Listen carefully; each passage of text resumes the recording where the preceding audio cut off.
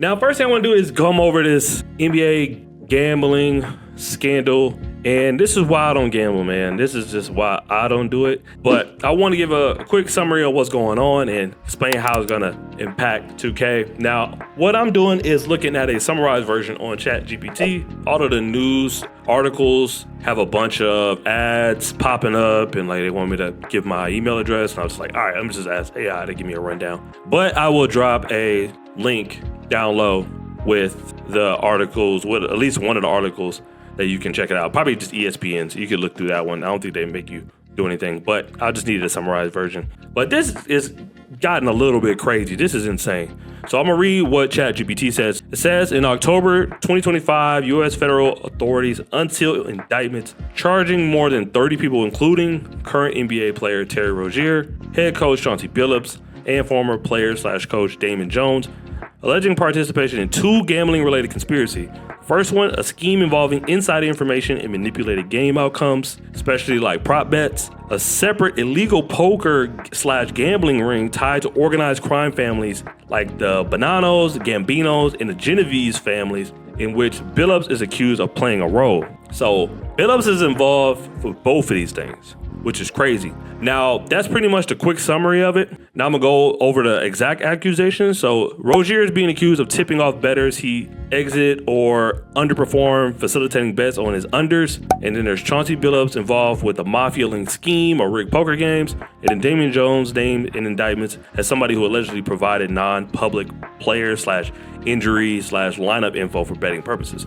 So I watched a couple videos on this, and I heard a lot of people talk about it. One game that came to mind with Terry Rozier is that he had a game last season, I want to say, to where he faked an injury. And after he faked the injury, he told the people ahead of time. He told a lot of people ahead of time to bet the under. Or he told somebody, a trusted source, to bet the unders. And they got other people to do it so he can get a bunch of money.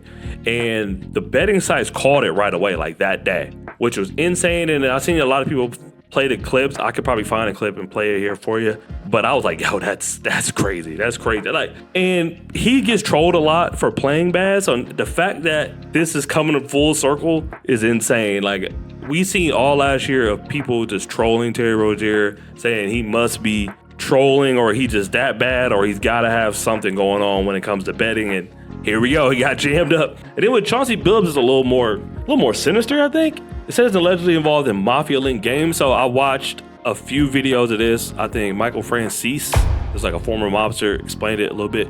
So what they did, there's like athletes who invite what they call a fish to a poker game. And they were kind of entice them to come by saying like, hey, it's a bunch of NBA players that want to play poker. You get to meet a few stars. And they also bring people who just like to gamble, just people who just really like to spend a bunch of money and try to bet a bunch of money. So they bring like pro poker players and also like a bunch of heavy gamblers to play with these NBA players. Now, these NBA players was wearing stuff like glasses where they see the marked cards. They had like devices where the people around the table that were in on it knew which cards that they were playing. And it got fishy after a while. And it's something, they had an informant too as well, because they said something like it was 3,000 calls or something like that. They had 3,000 like tap calls and messages of this person just talking to all the people that was involved, which is insane. And I'm gonna try to find much of this information to drop down as possible if you really want to follow this.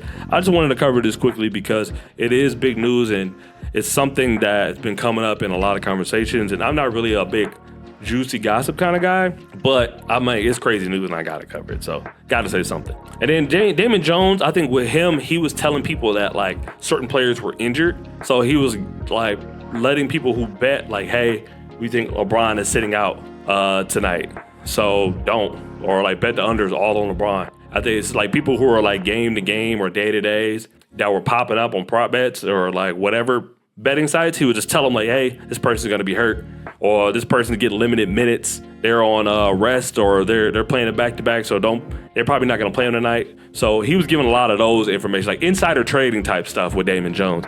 And Chauncey Billups was caught up in both of those things, so man. Now the big question is, how will this NBA gambling situation impact NBA 2K? And I'm here to tell you the truth. It's not gonna really impact it as much. I don't think anybody really plays with the Miami Heat.